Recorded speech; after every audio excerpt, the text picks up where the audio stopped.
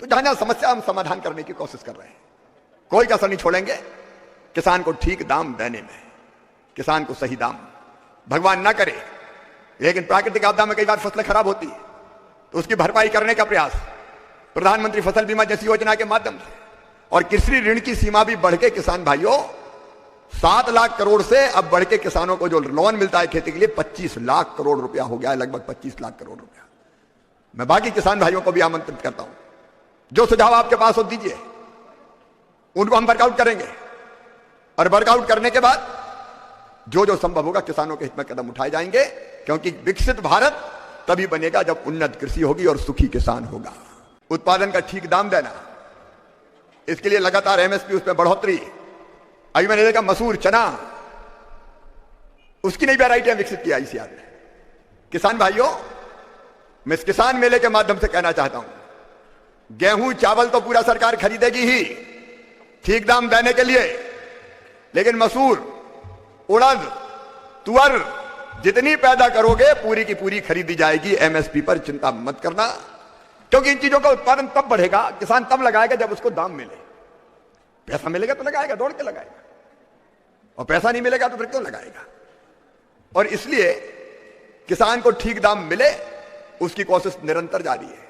ये दाम ठीक मिले इसके लिए अभी कई प्रयत्न किए गए। जैसे अभी टमाटर के रेट घट गए तो एक योजना बनाई कि अगर, क्योंकि अपन ने एक बात और देखी, किसान जहां बेचता है वहां सस्ता बिकता है, और दिल्ली, बंबई, बड़े शहरों में जाए तो टमाटर के तेल लाल हो गया, बहुत महंगा बिक रहा है, किसान को थोड़ी पूरा दाम मिल रहा है। और इसलिए टमाटर, प्याज, आलू, इसके लिए हमने योजना बनाई है कि किसान पैदा करें और नेफेड के या राज्य सरकार की एजेंसी के माध्यम से अगर वो टमाटर, आलू, प्याज को दिल्ली, बंबई कहीं और लाएंगे मंडियों में बेचने, तो किसान इसलिए नहीं लाता कि रास्ते में ट्रक का भाड़ा बहुत लगता है, उसी में पूरा नहीं पड़ता उसको। तो ये ट्रांसपोर्टेशन का खर्चा, ट्रक का भाड़ा केंद्र सरकार चुकाएगी ताकि किसान अपने उत्पाद को लेके आ सके, और यहां बिकेगा मंडी में तो ठीक दाम मिल जाएंगे उसको, उपभोक्ता को भी थोड़ा सस्ता मिलेगा। जहां जहां तकलीफें देख रहे हैं हम योजना बना रहे हैं। सोयाबीन के रेट घट गए, हमने क्या, बाहर से जो तेल आ रहा था, कई देशों से तेल आयात हो रहा था, उस पर 0% इंपोर्ट ड्यूटी थी, वो बढ़ा के इफेक्टिवली हमने कर दी 27.5%, ताकि यहां के तिलहन के किसानों को फायदा मिल सके। चावल के निर्यात पर प्रतिबंध था, वो हटा दिया, और उसमें एक मिनिमम एक्सपोर्ट प्राइस लगती थी, वो प्राइस भी हमने खत्म कर दी। प्याज को एक्सपोर्ट करने पर 40% एक्सपोर्ट ड्यूटी लगती थी, वो घटा के 20% कर दी। मैं आपको किसान भाइयों विश्वास दिलाना चाहता हूं कि किसानों के हित में जो जरूरी फैसले होंगे सब लिए जाएंगे, चिंता मत करना। सरकार इसके लिए पूरी तरह से कमर कसे हुए है। कुछ चीजों के बारे में भी विचार विमर्श कर रहे हैं। जैसे एक बात मैंने बताई कि खेत पे सस्ता और उपभोक्ता को महंगा, और ये जो बीच में जो मुनाफा है वो कौन ले जाता है? ये मुनाफा घटना चाहिए। खेत में जो फल सब्जी का उत्पादन उपभोक्ता को मिलता है उसका अंतर कम होकर किसान को ज्यादा पैसा मिलना चाहिए। इसको हम वर्कआउट कर रहे हैं ताकि औने पौने दाम में किसान का सामान ना बिके, उत्पाद ना बिके। और वैसे ही एक्सपोर्ट और इंपोर्ट पॉलिसी ऐसी बनाएंगे जिसमें किसान को फायदा कर रहे। मैं लगातार किसान संगठनों से मिलता हूं। आज भी मैं यहां से कुरुक्षेत्र जाऊंगा प्राकृतिक खेती के लिए, वहां से चंडीगढ़ जाऊंगा, किसान संगठनों से चर्चा करूंगा। इसके पहले भी कई किसान संगठनों से चर्चा की है और अनेकों प्रकार के सुझाव किसानों के। कल ही परसों आंध्र के सीएम आए थे। मिर्ची की कीमत, लाल मिर्ची की कीमत कम हो गई। हमने तत्काल रास्ता निकालने की कोशिश की और तय की कि लाल मिर्ची को भी हम MIS योजना के अंतर्गत हम खरीदने का अनुमति देंगे ताकि किसान को एक निश्चित मूल्य पर मिर्ची बेचने की सुविधा मिल जाए। उस दिशा में लगातार सरकार काम करती रहेगी। मुझे इंटीग्रेटेड फार्मिंग दिखाने अभी ले गए थे पाठक जी, यादव साहब, श्रीनिवास जी। अब मैंने देखा पॉइंट बना हुआ है, तालाब। बोले यहां मछली पालन होता है, यहां मुर्गी पालन 1 हेक्टेयर में, यहां फल, यहां सब्जी। तालाब बड़ा सुंदर बना हुआ था, पक्का तालाब था। तो मैंने कहा भैया तुमने तो सरकारी पैसे से बना दिया, पक्का तालाब किसान कहां से बनाए गए सब? तुमने बताया नहीं कच्चे में काम चल जाएगा, उसमें सीट बिछा देंगे। तो हमको किसानों की जो लागत बढ़ती है उसका इंतजाम भी तो करना पड़ेगा। और इसलिए किसान क्रेडिट कार्ड पर अभी तक 3 लाख रुपया मिलते थे कम ब्याज पर, अब उसकी सीमा बढ़ा के 5 लाख रुपया कर दी गई है। और इससे विशेषकर सब्जी, फल, हार्टिकल्चर की खेती करने वाले किसानों को विशेष रूप से लाभ होगा। अब वो ज्यादा पैसे लगा सकते हैं। लागत तो चाहिए, पैसा तो चाहिए, तब तो इंटीग्रेटेड फॉर्म बना पाएंगे या आधुनिक खेती कर पाएंगे। तो ये उत्पादन की लागत घटाने के उपाय। और कल मैं जाऊंगा बिहार के मखाना उत्पादक किसानों के बीच।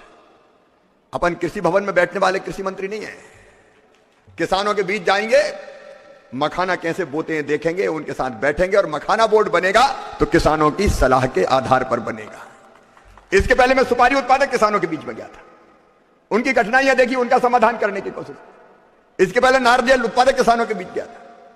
किसान भाइयों, कृषि मंत्री भी कृषि भवन में और बंगले में कैद नहीं रहेगा, आपके बीच खेतों में आएगा, बैठेगा और बैठ के समस्याएं जानेंगे और समाधान निकालने की कोशिश करेंगे।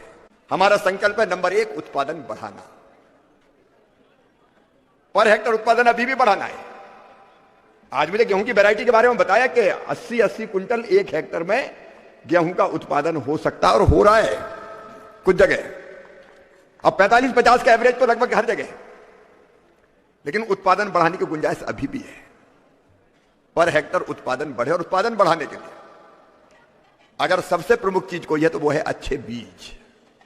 आज मैंने देखा कि बीज के लिए लाइन लगी है, किसान अच्छे बीज चाहते हैं और अच्छे बीज की वैरायटी तैयार करने का काम भारतीय कृषि अनुसंधान परिषद कर रही है। पर एक चीज मुझे अभी लगती है जिस पर तेजी से काम करने की जरूरत है, और हम करेंगे, कि अच्छे बीज जल्दी से जल्दी किसानों तक कैसे पहुंच जाए। नहीं तो यहां तो हमने देखा कि पालक के पत्ते कितने बड़े बड़े, गेहूं भी देखी, सरसों भी देखी, फूलों के रंग भी देखे, सब्जियों की छटा भी देखी, लेकिन ये छटा कितने जल्दी किसानों के खेत में पहुंच जाए। ये जो टाइम पीरियड है, प्रधानमंत्री जी ने 109 वैरायटियां जारी की थी बीजों की किस्में, ये कितने जल्दी हम किसान तक पहुंचा पाए खेत में। Breeder seed, foundation seed, certified seed, उसके बाद किसान के हाथ लगता है। और जब हम कोई और ऐसा तरीका निकालेंगे जिससे कुछ चीजें और जल्दी हम कैसे कर पाए, उन्नत बीज किसान को मिल जाए तो बाकी काम किसान अपने आप कर लेगा। और मैं किसान भाइयों कह रहा हूं तो मैं भी किसान हूं। अभी कद्दू की बात कर रहे थे रामनाथ जी, आपने तो 40-50 साल पहले कद्दू लगाए थे, मेरे खेत में आज भी कद्दू लगा हुआ है, अभी कद्दू की खेती कर रहा हूं मैं। शिमला मिर्च भी है, टमाटर भी है, रेट कम हो गए। जब बम्पर, राम राम भैया, जब क्रॉप बम्पर आती है तो कई बार कीमतें गिरती है, लेकिन मैं फूलों की खेती भी करता हूं, गेंदा भी है, जरबेरा भी है, खुले में गिलाई डोला भी लगाता हूं, गेहूं की और धान की खेती भी करता हूं। और मैं ऐसा किसान नहीं हूं कि मंत्री बन गए तो साहब मैं तो साला में तो साहब बन गया, अब काय को खेत में जाऊं। अभी भी मैं महीने में 2 बार कोशिश करता हूं अपने खेत में पहुंच जाऊं। खेती को जीते हैं हम लोग। प्रधानमंत्री श्रीमान नरेंद्र मोदी जी के नेतृत्व में विकसित भारत बनाने का अभियान चल रहा है, लेकिन विकसित भारत प्रधानमंत्री जी का भी कहना है, बिना खेती किसानी और किसानों के नहीं बन सकता। आज भी कृषि भारतीय अर्थव्यवस्था की रीढ़ है, प्राण है, और खेती की आत्मा किसान है। और मैं कृषि मंत्री, ना अतिथि ना मुख्य अतिथि, मैं तो आपका सेवक हूं। किसान की सेवा मेरे लिए भगवान की पूजा है। और इसी भाव से प्रधानमंत्री श्रीमान नरेंद्र मोदी जी का संकल्प पूरा करने के लिए लगातार कृषि के क्षेत्र में हम लोग काम कर रहे हैं।